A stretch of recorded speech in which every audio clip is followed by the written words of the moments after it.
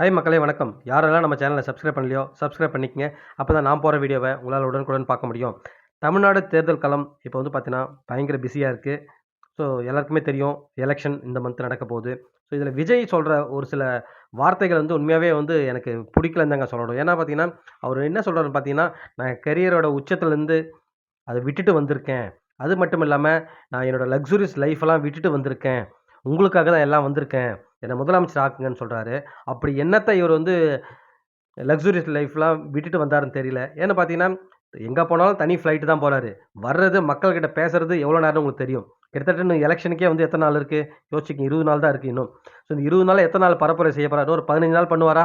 So இப்ப இந்த 1 வீக்ல எத்தன தொகுதிக்கு போயிருக்காரு? ஒரு 2, 3 தொகுதி போயிருப்பாரா? ஸோ இன்னும் ஒரு 15 நாள்ல எத்தன தொகுதி போவாரு? ஒரு 10 தொகுதி போனாலும் அதுவே பெரிய விஷயம். ஓகேவா? ஒரு சில அரசியல் கட்சி தலைவர்கள் பார்த்தீங்கன்னா, எத்தன 1 மாசமா போயிட்டுருக்காங்க. 20 நாளுக்கு மேல போயிட்டுருக்காங்க. இவரு இப்ப 2 நாளுக்கு முன்னாடி வந்துட்டு, நான் லக்ஸூரியஸ் லைஃப் விட்டு வந்துட்டேன்.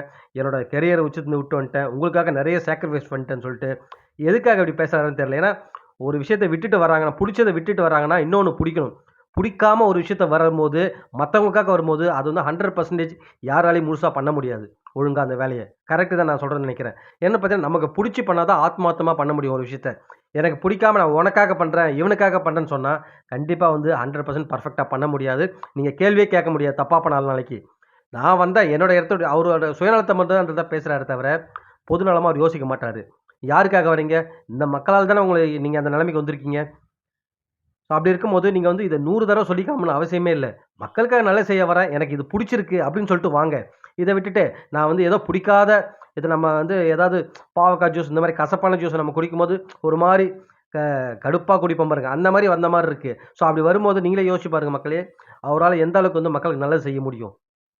ஸோ இந்த கொஸ்டின் தான் எனக்கு எழுந்திருக்கு. உங்களுக்கு என்ன தோணுதுன்னு சொல்லிட்டு கமெண்ட் செக்ஷன்ல கமெண்ட் பண்ணுங்க. மீண்டும் அடுத்த வீடியோல உங்கள சந்திக்கிறேன். நன்றி.